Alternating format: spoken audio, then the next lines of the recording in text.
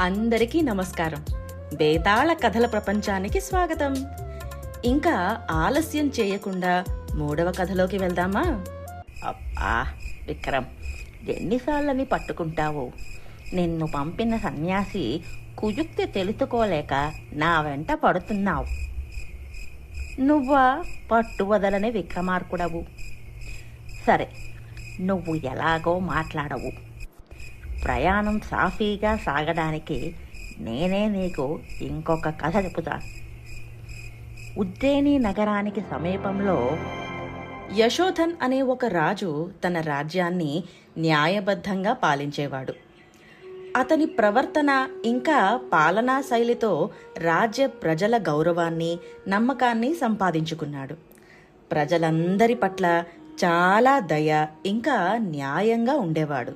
అయితే తప్పు చేసిన వారిని కఠినంగా శిక్షించేవాడు. ఒకసారి ఒక సంపదగల వ్యాపారి తన విలాసాల కోసం నాట్య కళాకారిణులను తీసుకొచ్చాడు. అయితే అతని ప్రవర్తన రాజ్య నిబంధనలకు విరుద్ధంగా ఉండడంతో యశోధన్ అతన్ని కఠినంగా శిక్షించాడు. కొన్నాళ్ల తరువాత ఆ రాజ్యంలో ఒక ధనిక దంపతుల కుమార్తె చంద్రప్రభను యశోధన్కిచ్చి వివాహం చేయడానికి తలచి రాజుకు ఆహ్వానం వచ్చింది.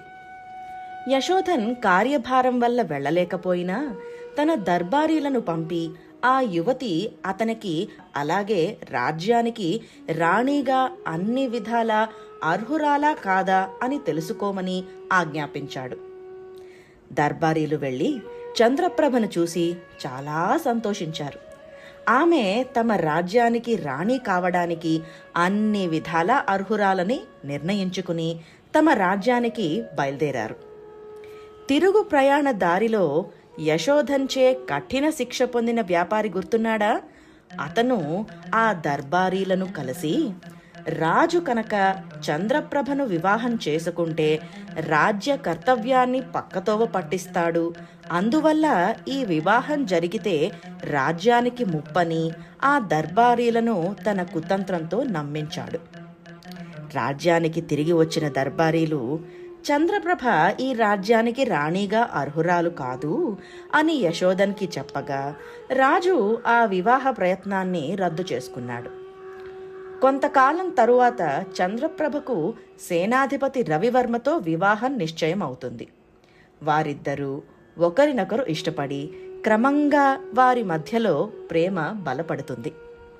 యథాప్రకారం యశోధన్ రాజ్య పర్యటనలో ఉండగా అతనికి ఒక యువతి కంటపడుతుంది. ఆమె పట్ల తాను ఆకర్షితుడవుతాడు.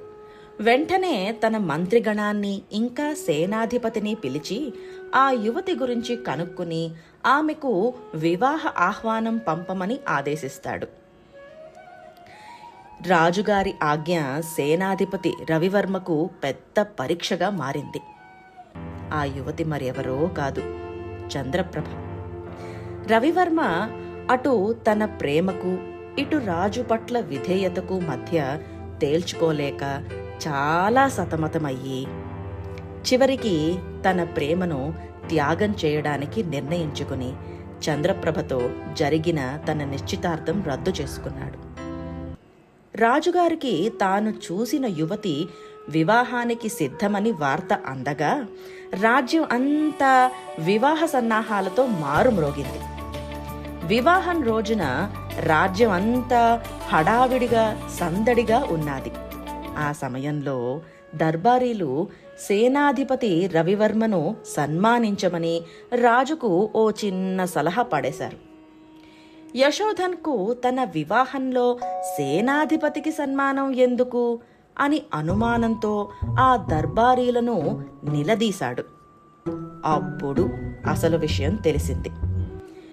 విషయం తెలుసుకున్న యశోధన్ ఆశ్చర్యపోయాడు. అతను న్యాయపరుడు కావడంతో వెంటనే చంద్రప్రభను రవివర్మకు ఇచ్చి అదే పందిట్లో వివాహం జరిపించాడు. వివాహమైతే చాలా ఘనంగా జరిగింది.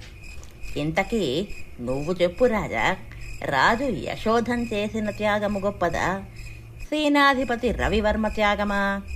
ఏది? చెప్పు. సమాధానం తెలిసి చెప్పకపోతే నీ తల 1000 వ్రక్కలవుతుంది. బేతాళ్, రవివర్మ తాను ప్రేమించి నిశ్చితార్థం చేసుకున్న అమ్మాయి, అంటే తన జీవిత భాగస్వామి కాబోయే అమ్మాయిని రాజు పట్ల విధేయతతో త్యాగించాడు. ఎంత గొప్ప త్యాగానికి సిద్ధపడ్డాడు. అయితే రాజు యశోధన్ త్యాగం కూడా గొప్పదే. కానీ అతను కేవలం ఒక్కసారి చూసి ఇష్టపడ్డ అమ్మాయిని మాత్రమే వదులుకున్నాడు. అందుకు సేనాధిపతి రవివర్మ త్యాగమే గొప్పది. భళా విక్రమ్, భళా. నువ్వు న్యాయానికే నిలువెత్తు నిదర్శనం. నీ సమాధానానికి నేను కూడా ప్రసన్నుడనైనాను. అయితే నేను ముందే చెప్పాను కదా, నువ్వు నోరు విప్పితే నేను మాయమైపోతాను. బేతాళుడు మళ్లీ ప్రశ్న వేసి విక్రమాదిత్యుడు సమాధానం చెప్పగానే మాయమయ్యాడు. అసలు ఇన్ని కథలెందుకు, వాటి చివరిలో ప్రశ్నలెందుకు అని అనుకుంటున్నారు కదూ. అయినా చివరి కథలో వచ్చే మలుపు, అదే ట్విస్ట్ కోసం వేచి ఉండండి. ఈ లోపల మిగిలిన కథలు వింటూ లైక్, షేర్, సబ్స్క్రైబ్ చేయండి. అంతవరకు సెలవు. Signing off. కథ కథనం, స్టోరీస్ ఆఫ్ ద సోల్.